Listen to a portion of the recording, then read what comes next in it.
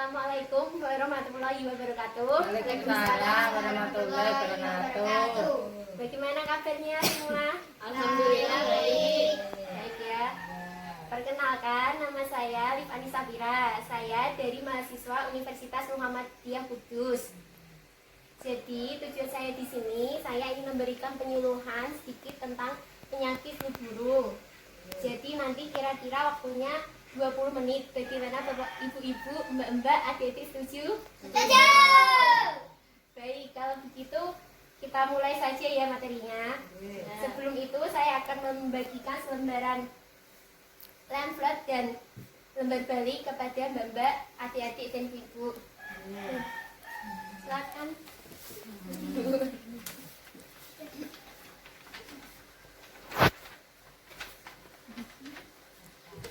Sebelumnya di sini saya tanya, apakah sebelumnya ada yang mengetahui apa itu penyakit flu burung? Belum.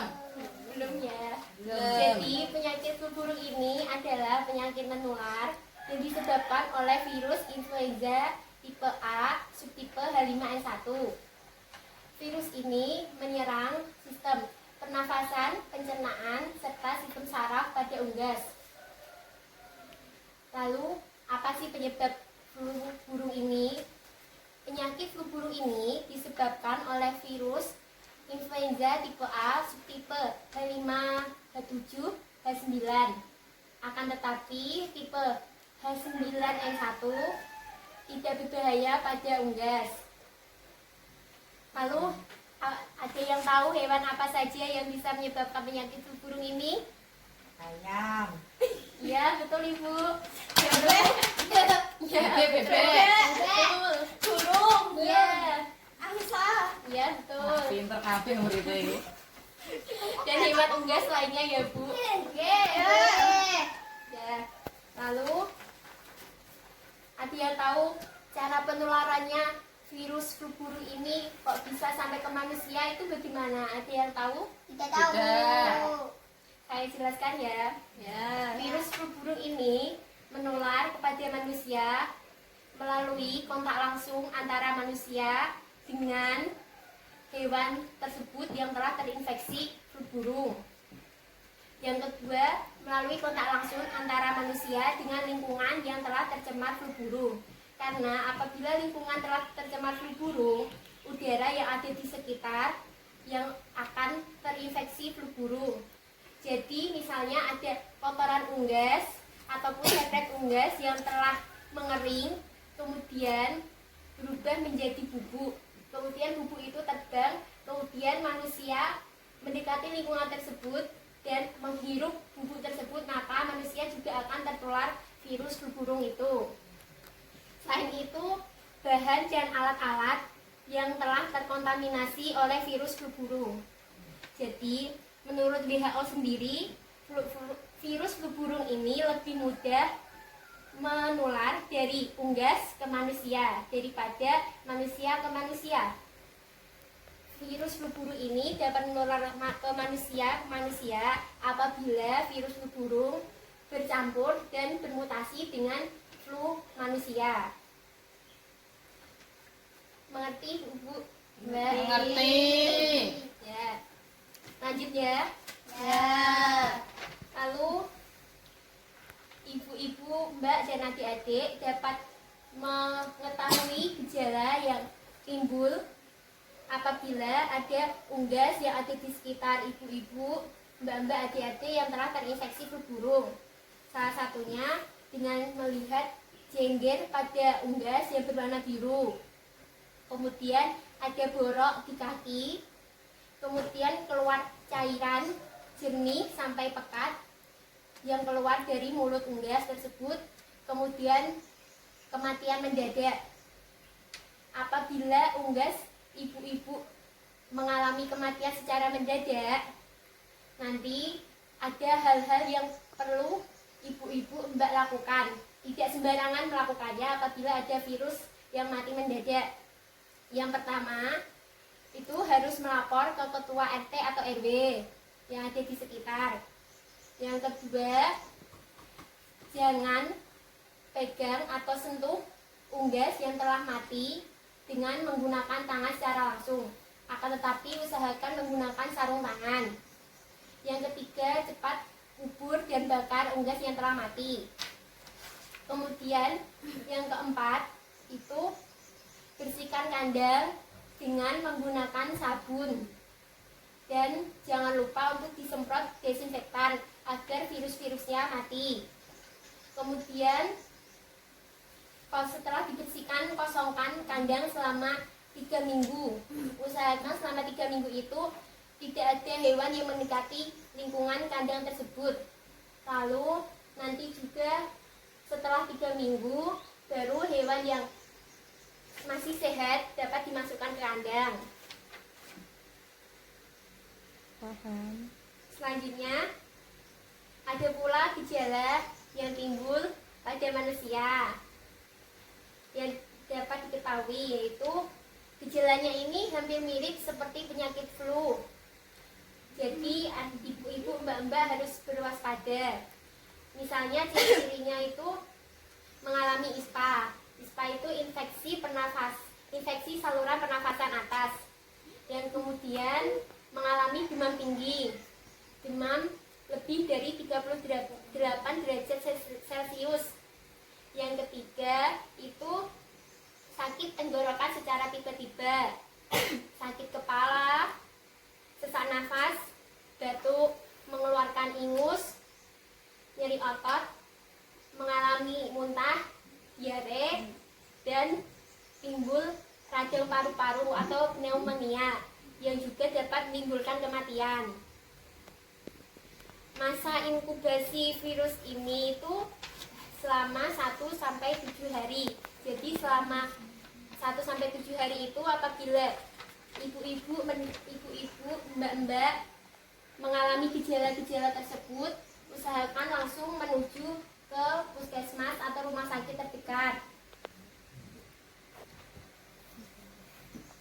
Lalu ada yang tahu cara pencegahannya?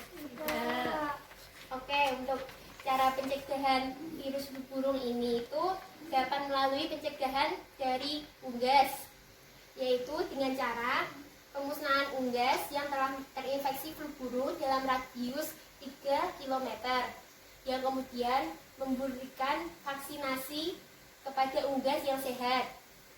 Lalu melakukan tindakan pengawasan terhadap unggas yang telah terinfeksi flu burung.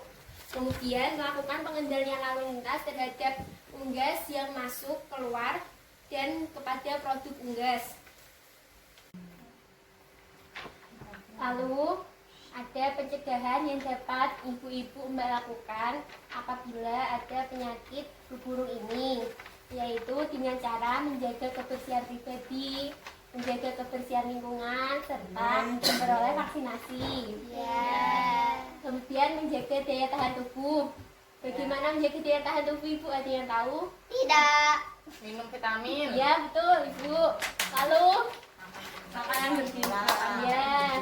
Makan buah-buahan. Ya, betul, Adik.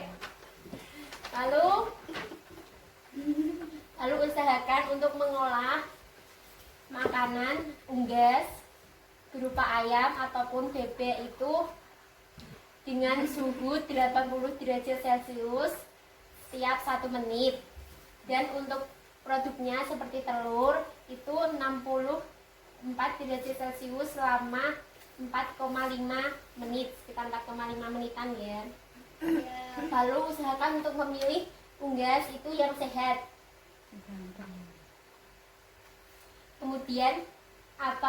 Kemudian hindari kontak langsung dengan hewan yang telah terinfeksi flu burung. Apabila terpaksa untuk mendekati atau berkontak langsung dengan dengan unggas yang telah terinfeksi flu burung ini, ibu, mbak, adik itu dapat mengatasinya sendiri dengan cara memakai sarung tangan, masker, dan juga memakai kacamata. Lalu membersihkan kotoran unggas setiap hari. Kemudian setelah berdekatan dengan daerah yang terinfeksi flu burung ini diusahakan untuk cepat-cepat cuci tangan dan mandi. Lalu untuk pengobatannya sendiri, ibu-ibu, mbak, adik-adik itu bisa melalui perawatan rawat inap, kemudian perawatan khusus dari dokter, apapun dengan obat antivirus oseltamivir. Sekian dari saya. Bagaimana ibu-ibu, mbak, adik setelah mendengar penjelasan dari saya? Jelas. Sangat paham. Terima kasih. Terima kasih. Kemudian setelah ini saya akan melanjutkannya dengan tahap evaluasi. Nanti ibu, mbak, adik saya berikan soal. Kemudian nanti dijawab di lembar kertas tersebut ya. Nanti kira-kira waktunya 5 menit untuk menjawab. Ya, saya bagikan dulu ya. Ini 1 berdua. Ini bapaknya.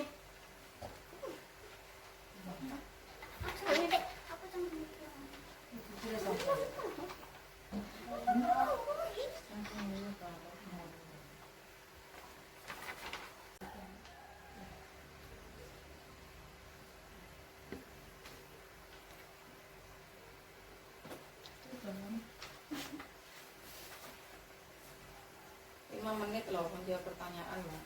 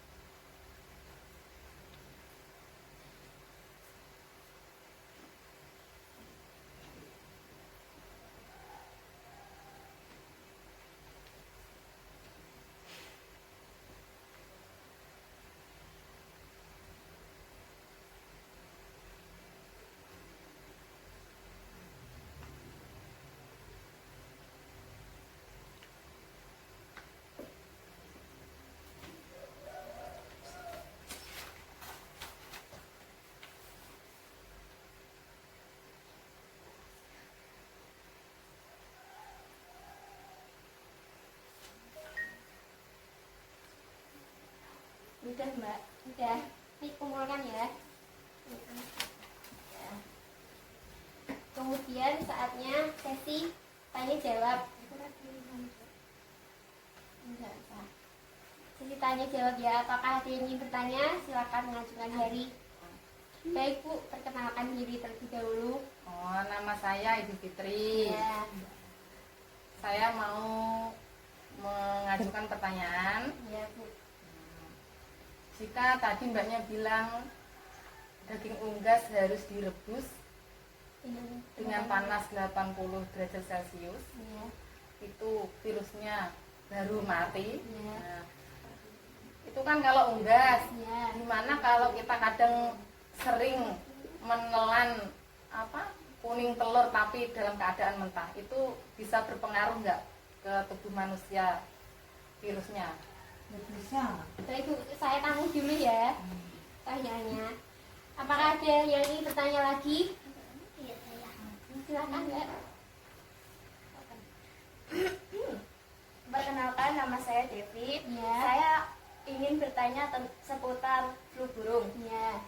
Kan flu burung disebabkan oleh virus influenza A. Ya. Yang dimaksud virus influenza A itu apa? Oh ya, baik, saya tanggung dulu ya pertanyaannya. Ada yang ingin bertanya lagi?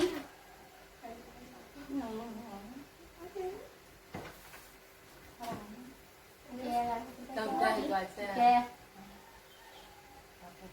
Baik, Ibu Mbak, saya akan menjawab pertanyaan yang telah diajukan tadi.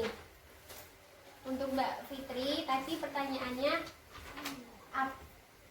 apakah telur yang mentah juga dapat terinfeksi? Kalau dikonsumsi bisa menularkan virus. Ya, Jawabannya ialah apabila telur unggas tersebut berasal dari ayam yang sebelumnya telah terinfeksi flu burung, maka juga telur tersebut juga terinfeksi oleh virus flu burung itu. Jadi diupayakan jangan mengkonsumsi telur yang belum matang. Harus dimasak terlebih dahulu agar virus-virusnya hilang, agar tubuh menjadi sehat. Bagaimana Ibu Fitri? Oh, udah tahu saya. Selanjutnya untuk Mbak Devi ya. Ya, tadi pertanyaannya apa itu virus influenza A? Untuk virus influenza A itu ialah virus yang ditemukan pada hewan dan manusia yang beresiko tertular dari binatang. Selain itu juga ada virus influenza B dan C. Bagaimana, sudah menjawab? Sudah. Ibu-ibu, Mbak, ada yang bisa menjelaskan ulang kembali apa itu flu burung? Bisa. Silakan. Penyakit flu burung adalah suatu penyakit menular yang disebabkan oleh virus influenza A subtipe H5N1. Ya. Flu burung ini bisa ditularkan melalui unggas seperti ayam, bebek, burung, dan lain sebagainya. Ya, betul. Ada yang bisa menjelaskan kembali? Aku. Udah cukup. Oke ya. Baik, bagaimana Ibu setelah penyuluhan ini, Mbak? Lebih paham tentang flu burung. Burung bisa lebih berhati-hati.